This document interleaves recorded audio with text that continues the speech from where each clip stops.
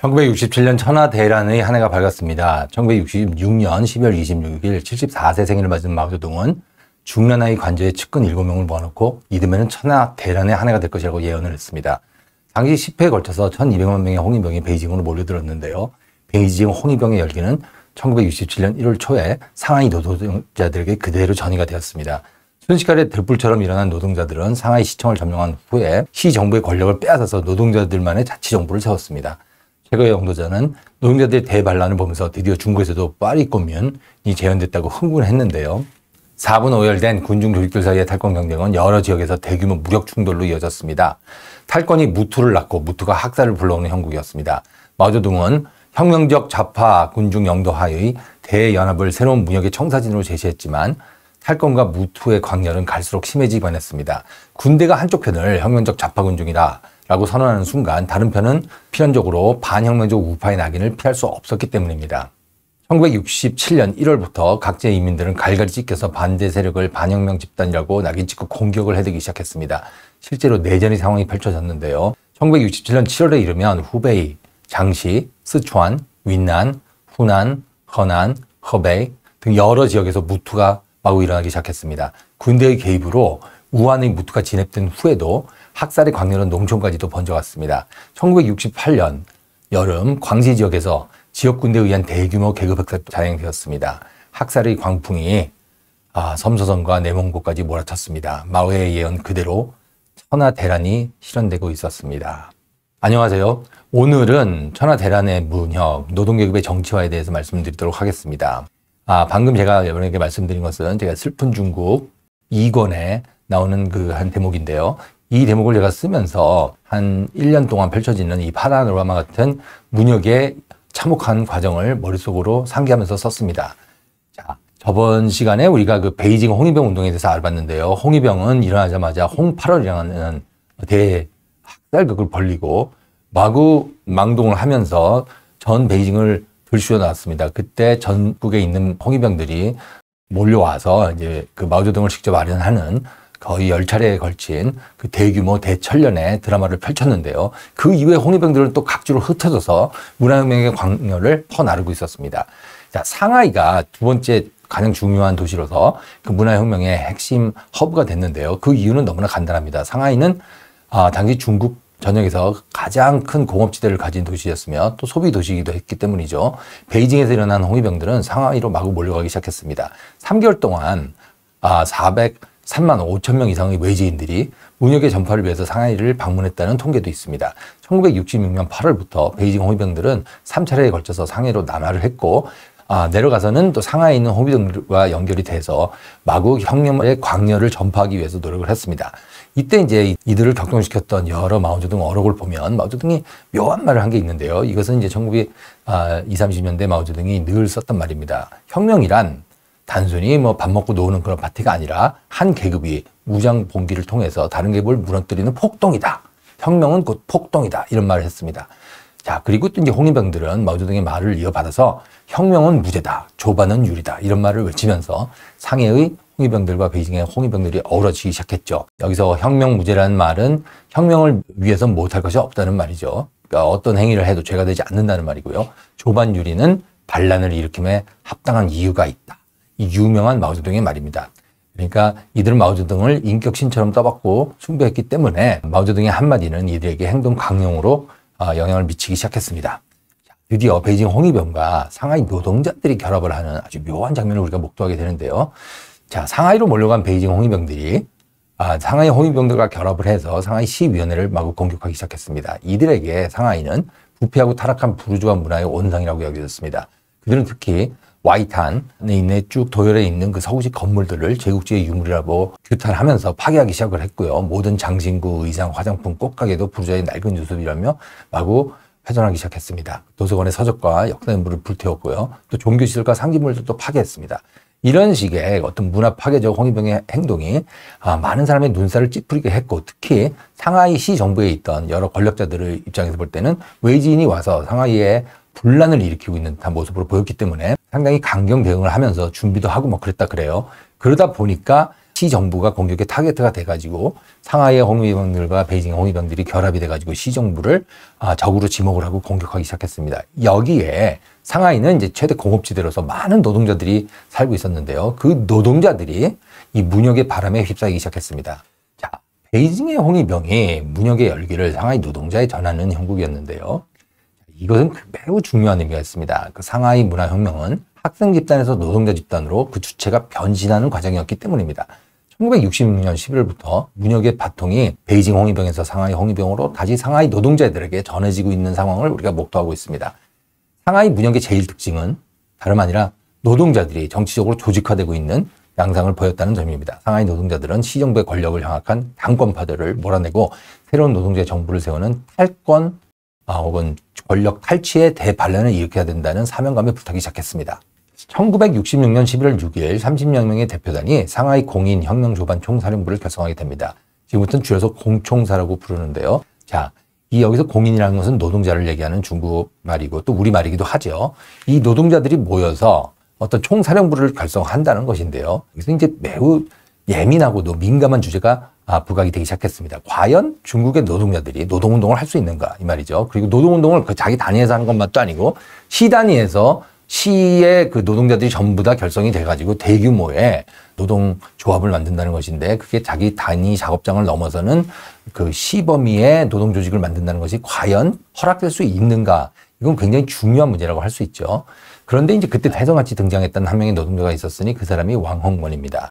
이 왕홍원이라는 사람은 금방 이제 굉장한 권력을 갖게 되는데요. 이 사람이 그 유명한 4인방의 한 사람으로서 맹활약을 했고 1973년이 되면 8월부터 중공서열 제3위로 올라가서 중공 부주석에 임명되는 영예를 누렸습니다. 자, 이 이제 4인방은 1976년 10월 4일 날 체포가 돼서 나중에 냉혹한 법의 처벌을 받고 역사의 뒤안길로 사라졌는데요. 그러니까 마오쩌둥이 죽었던 1976년 9월 9월까지는 그 당대 중국에서 가장 막강한 권력을 누렸던 4명의 권력자들이었습니다. 이들이 마오쩌둥이 죽고 나서 불과 한 달이 채 되지 못해서 체포가 되었는데요. 그 중에 한 명이 저 오른쪽 밑에 있는 왕홍원입니다.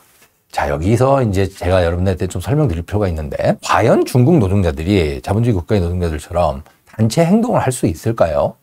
이게 굉장히 재미나고도 중요한 문제라고 저는 생각하고 있습니다. 1949년 해방 이래 중국은 사실 무늬만 무상계급의 나라였을 뿐 노동자들에겐 결사의 자유나 단체 행동권이 실질적으로 보장되지 않았습니다. 중노동과 생활고에 시달리는 피고용인에 불과했는데 묘하게도 중국에서는 고용인의 실체가 없었습니다. 왜냐하면 어떤 작업장이든 국유화되어 있기 때문에 그 다음에 그 작업장을 관리하는 경영자들은 공무원에 불과했기 때문이죠. 그러니까 고용인이 없는 공장에서 피고용인으로 일하고 있는 노동자들은 누구를 대상으로 파업을 해야 되죠?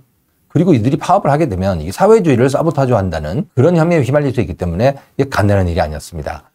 그래서 이제 모두가 공무원인 나라에서 노동자들이 결사체를 만들어 단체 행동을 한다면 사회주의 체제에 대한 저항으로 간주될 수가 있습니다. 그리고 중국 헌법 총강 제1조에 보면 사회주의 체제에 대한 모든 사보타주 행위는 금지된다 이렇게 나와 있거든요. 어떤 조직이나 개인 말할 것 없이 누구든 사회주의 체제를 전복하려는 행위는 바로 위헌이 되는 그런 상황이죠.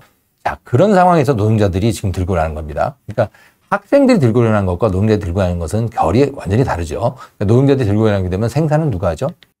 자, 그래서 노동자의 문혁이 과연 가능한가? 이게 그 당시에 굉장히 중요한 화두로 제기가 됐습니다.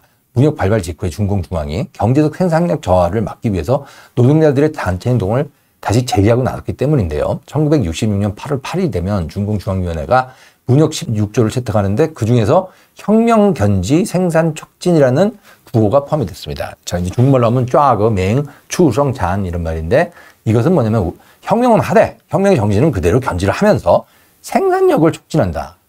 참 이게 어떤 모순된 말인데요. 그럼 노동자들에게 뭘 원하는 거죠? 혁명도 하고 생산도 더 많이 늘려라.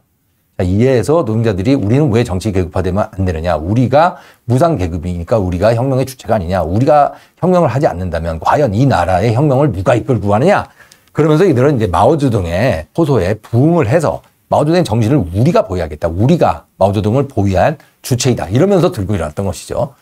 그런데 이제 마오쩌둥이 또 이런 말을 했습니다. 1963년에 한 말인데요. 계급혁명과 혁명운동은 생산 발전을 촉진하는 생산투쟁이다. 이런 말을 했어요. 그 말은 무슨 말이냐면 노동자 계급이 계급투쟁을 멈추면 생산량이 늘겠느냐? 이런 말입니다. 그러니까 아주 묘한 말인데요. 노동자들한테 어떤 정치적 행동을 촉구한다고 볼 수도 있습니다. 해석하기에 따라서. 그러니까 노동자들이 이 마오쩌둥의 이러한 생각을 나름대로 해석을 해가지고 점점 정치 조직화됐다는 것을 알 수가 있습니다. 그리고 이제 1978년까지 12년 넘게 혁명 견지 생산 촉진의 구호는 계속 중공 중앙이 외쳤는데요. 결국 노동자 혁명의 투쟁은 생산 현장에서 일하라는 것으로 풀이될 수가 있습니다. 그러니까 이들은 노동자들이 생산 현장을 떠나서 파업을 한다거나 정치 활동을 하는 것에 대해 매우 큰 부담을 느낄 수밖에 없었죠. 왜냐하면 공장지대를 이탈해버린 노동자들은 생산을 안 하기 때문에 그러면 경제성장이 저하될 것이고 그렇게 되면 고스란히 모든 부담을 정부와 인민이 떠안아야 되는 상황이기 때문입니다.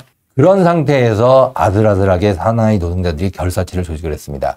1966년 11월 상하이에서는 홍위병과 노동자 기업의 연대가 극적으로 이루어졌고요. 계급혁명의 주변으로 밀려나 있던 노동자들이 다시금 계급혁명의 주체로 일어서는 순간이었습니다. 노동자들은 단체 행동을 위해선 노동자만의 결사체를 조직할 필요를 절감했습니다.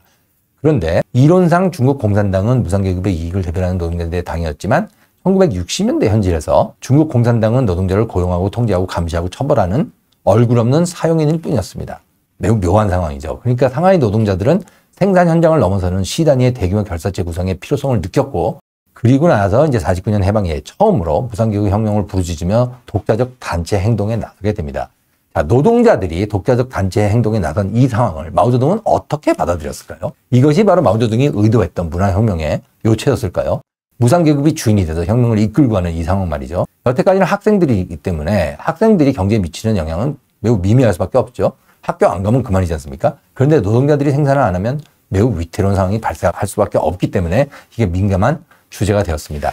그리고 나서 이 노동자들이 도시 전체를 아우르는 대규모의 결사체를 조직했고 이 결사체를 앞에서 말씀드린 바와 같이 상하이 공총사라고 불렀습니다. 문혁의 주도권이 홍위병에서 노동자 집단으로 넘어가는 계기였고 공총사는 헌법에 명시된 결사의 자유를 적극적으로 검토하기 시작했습니다. 묘하게도 1954년에 채택된 중국 헌법에 보면 결사의 자유가 명시되어 있습니다. 노동자들이 헌법을 이용해서 자기 권리를 실천하려는 그런 상황입니다. 그러니까 노동자의 정치 조직화가 비로소 일어나기 시작했다고 볼 수 있습니다. 공총사 단체의 제1번은 공총사 조직의 합법화 투쟁이었습니다. 자, 우리들이 만든 공인총사령부를 합법 조직으로 인정하라. 그러면서 상해시를 막 압박을 하기 시작했죠. 상해시는 자 이게 중공중앙의 기본 노선이 혁명을 견지하고 생산을 촉진하라는 구호 속에 압축되어 있다고 보고 노동자들의 요구를 아무렇지 않게 거부를 해버렸습니다. 그러니까 이제 노동자들이 들고 일어났죠. 굉장히 격분해가지고 이 사람들이 기차를 집단으로 탈취해서 베이징으로 가겠다고 20분 동안 질주를 했습니다. 그 상황을 보고 있었던 중앙정부에서는 기차가 정말로 베이징까지 오게 되면 이게 굉장히 큰일이 일어날 거라는 걸 알고 기차를 강제로 멈춰 세우겠습니다. 그래서 노동자들은 제2차 이제 작전을 개시하기 시작했는데요. 기차가 서니까 그 다음에 나와서 그 철로 위에 다 누워버리는. 그래서 상하이와 난징을 잇는 후닝철도가 31시간 동안 두절돼 버리는 사태가 발생을 했습니다. 매우 창의적이고 매우 적극적으로 노동운동을 전개하고 있는 상황을 볼 수가 있습니다. 이게 지금 문화혁명에서 제2단계로 들어간 상황인데요. 자, 이거를 우리가 한번 돌아볼 필요가 있습니다. 마오쩌둥은 노동자들을 혁명투쟁에 불러냈습니다. 1966년 7월에 마오쩌둥은 조반율이라는 단 한마디로 공작조에 저항하고 있는 홍위병을 문혁의 주체로 일으켜 세웠습니다. 마찬가지로 1911월에 마오는 결사의 자유를 들어서 노동자들의 조직을 합법화했습니다. 그 노동자들의 탈권투쟁에 불을 질렀던 것이죠. 헌법 속에 사장돼 있던 결사의 자유가 마치 녹슨 칼집 속의 복음처럼 그 복음을 빼서 마오쩌둥이 글로 대중에게 전해주는 것과 같은 그런 상황이었습니다. 그러니까 이제 노동자들을 흥분을 했고요. 이것이야말로 마오 주석의 의도구나 그러면서 더 득이양양해져서 더 결사투쟁을 전개하게 되었습니다. 자, 그래서 결국 기차에 누워버린 그 노동자들을 달래기 위해서 중공중앙의 4인방 중에 한 명인 장춘차오가 급파되게 됩니다. 이 사람이 내려와서 노동자과談판을 하는 형국을 취하게 되는데요. 이 장춘차오가 뭐 애매하게 이런저런 말을 하다가 결국은 공총사의 합법성을 인정하는 발언을 했습니다. 여기서 이제 환호를 지르면서 노동자들은 상해 시정부를 공격하기 시작했습니다. 이게 바로 상해 권력을 탈취하는 탈권투쟁의 개막이라고 할 수가 있습니다. 여러분, 노동자들이 드디어 일어나서 시를 점령을 해서 새로운 정부를 세웠던 것인데요.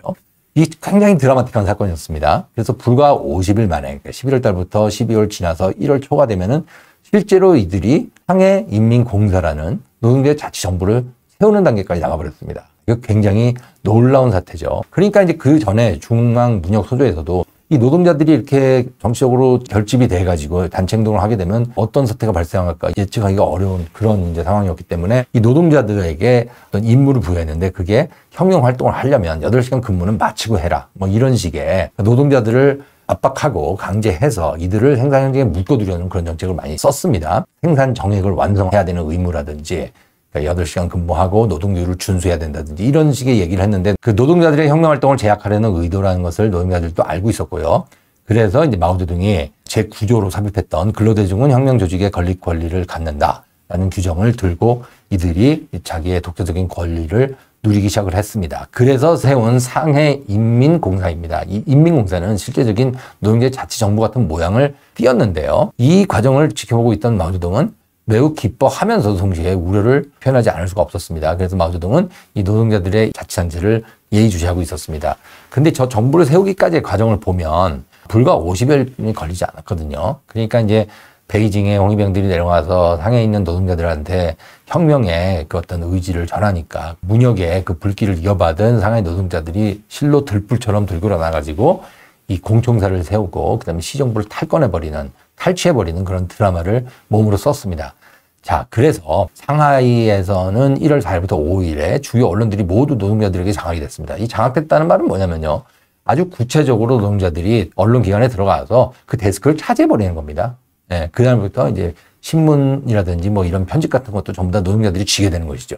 1월 6일에는 상하이 시장, 부시장 뭐 간부들을 전부 다 모아가지고 조리돌림하고 단지하는 인민재판의 광풍이 막 몰아쳤습니다. 그러니까 상해 광장에 사람들이 모여가지고 그 시장과 부시장을 반혁명 문제로 몰고 가고 수종주의자들로 몰고 가는 그런 식의 혁명의 드라마가 연출됐던 것이죠. 그리고 수천 명 간부들, 지식인들, 전문가들 이들이 모두 비투를 당합니다. 그러니까 나날이 사람들이 퍼레이드를 당하면서 조리돌림 당하고 모욕당하고 뭐 이런 식의 정치 투쟁이 계속 이어졌습니다. 상하이 전역에서는 찰권이라는 구호가 계속 외쳐졌고요. 급기야 2월 5일에 상하이 인민공사가 공식적으로 출범을 했습니다.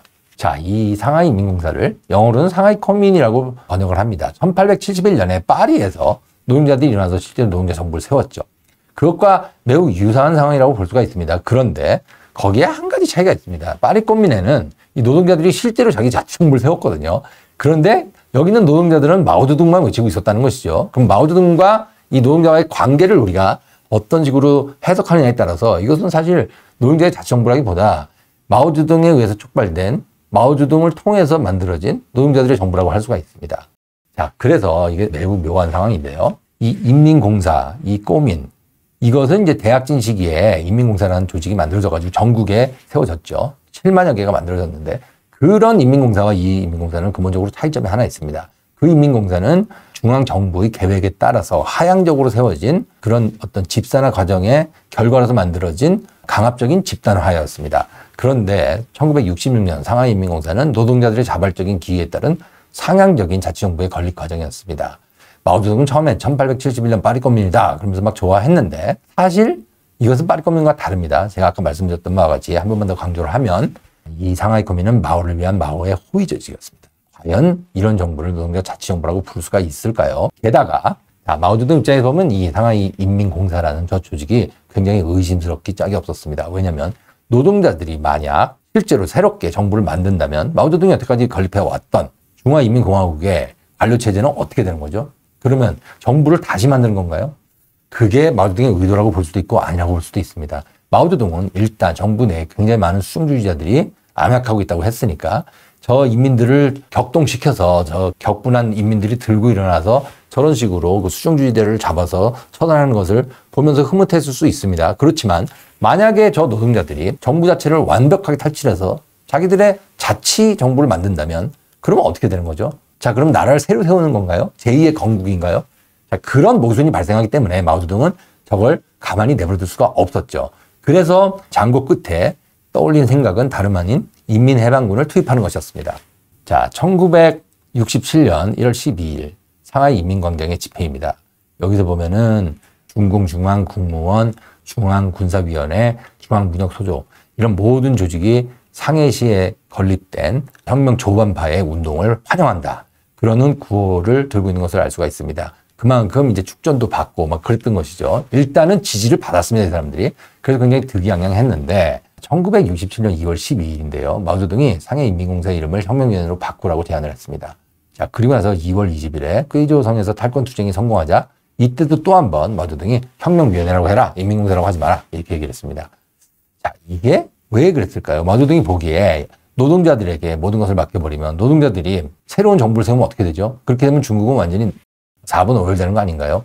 그래서 노동자들을 완벽하게 신뢰할 수 없었던 마오쩌둥은 결국 자기가 완벽하게 장악하고 있다고 생각하는 정부 내 조직인 인민해방군, 그러니까 무력을 사용을 해가지고 노동자들을 관리하는 태세로 들어갔습니다. 이게 바로 혁명위원회인데요. 이 혁명위원회는 마오쩌둥에 고하는 것입니다. 이 사람이 뭐라 그랬냐면 인민해방군과 혁명적인 간부, 그러니까 혁명 간부라고 했는데 수령주의자가 아니라 정부 내에 있는 여태까지 경력도 있고 능력도 있는 그런 혁명 간부는 우리 편이니까 계속 그 권력을 유지하고 그 다음에 이제 혁명적인 군중이 나서가지고 이 삼결합을 이뤄야 된다 그랬습니다. 그러니까 군과 그 다음에 관료 조직에 있는 간부들과 그리고 혁명적인 군중들이 모여서 다시 한번 이제 군, 정, 민의 삼결합을 이루라는 주문이었습니다. 그렇게 되면 어떻게 될까요? 여러분, 마오쩌둥 스스로 1920년대 한 유명한 말이 있습니다. 권력은 총구로부터 나온다.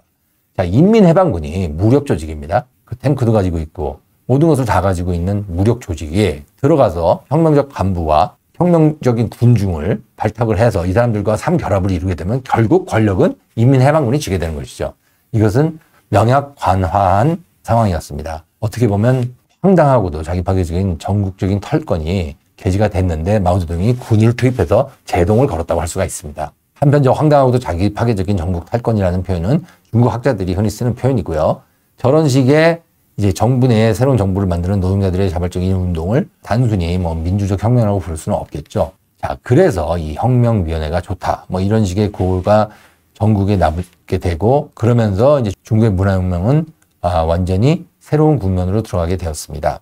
자, 여기 보면 혁명위원회는 좋다. 저런 포스터가 전국에 나붙으면서 중국의 문화혁명은 완전히 새로운 국면으로 전개되기 시작했습니다.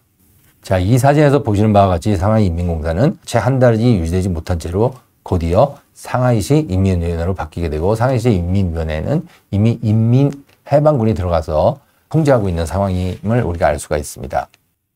잠시 더 깊은 내용으로 들어가기 전에 일단 오늘날 중국 노동자들의 그 현실에 대해서 한번 살펴볼 필요가 있어서 합니다. 중국 노동자들은 오늘날 중국에서 단체 행동권을 마음대로 발휘할 수가 없는 상황에 처해 있습니다. 현대 중국에는 중화 전국 총공회가 있는데요. 이게 유일무이한 전국 단위 합법적 결사체입니다. 이 총공회는 성시, 현, 마을 단위까지 위원회가 설치된 전국적인 피라미드 조직인 것은 맞습니다. 그런데 이 역시 중국 공산당에 종속되어 있다는 점은 아무도 부인할 수가 없습니다. 그리고 놀랍게도 1982년이죠. 문화혁명이 끝나고 개혁개방으로 들어갔을 때 헌법이 개정이 됐는데 이 헌법에서는 1954년에 있었던 그 결사의 자유라는 단체 행동권이 없어져 버렸습니다. 그러니까 이들이 이제 헌법을 바꿔서 노동자들이 단체 행동을 할 수 없도록 만들었다는 얘기인데요. 그 이유는 그만큼 이제 문화혁명을 경험하면서 노동자들이 단체 행동을 했을 때 얼마나 큰 혼란이 야기될 수 있는지를 중공중앙의 리더들이 잘 알고 있었기 때문입니다.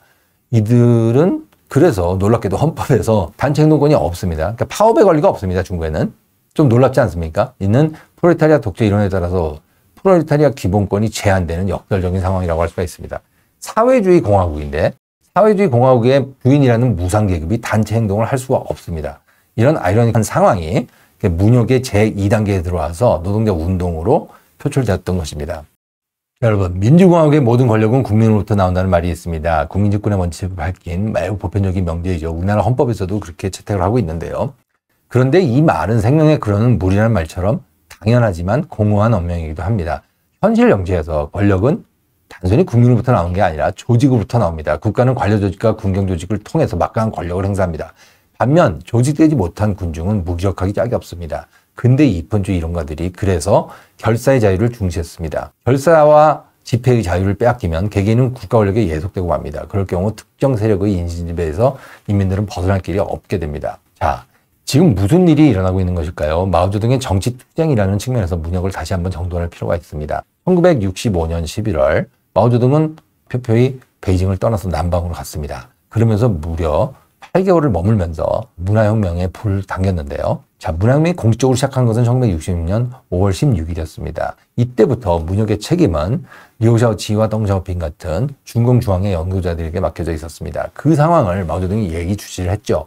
그러니까 이제 그때 이 영도자들이 공작조라는 공무원 조직을 결성을 해가지고 이들을 각계각층의 조직에 내려보내서 그들로 하여금 문화혁명을 관리하도록 했습니다. 그렇게 되다 보니까 대학에서 일어난 급진파들, 조반파들 이런 사람들과 공작조와의 투쟁이 일어나게 됩니다. 그 투쟁을 지켜본 마오쩌둥이 자, 이것이 기회다 그래가지고 들고 일어나서 조반율이라는 말을 했습니다. 반란을 일으킴에 합당한 이유가 있다 이런 말인데요. 그러면서 홍위병들은 이제 마오쩌둥으로부터 완벽한 허가증을 얻어가지고 본격적으로 대천련의 이름으로 뭉치고 그다음에 혁명을 확산하기 시작했습니다. 그런 과정을 통해서 문혁의 광풍이 상해로 넘어갔던 것이고요. 상해에 가서는 단순히 이 문화혁명이 학생들의 운동에 머물지 않고 노동자들의 운동으로 비약을 했습니다. 그래서 노동자들이 급기야 탈권 투쟁을 벌였고 그러다 보니까 마오쩌둥이 군대를 투입을 했죠.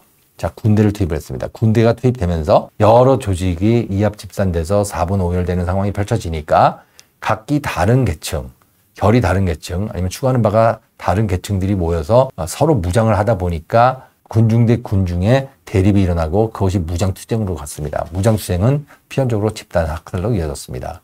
자, 이런 상황을 우리가 예의주시한 다음에 그 다음부터 전개될 무장투쟁에 대해서 다음 시간에 알아보도록 하겠습니다. 감사합니다.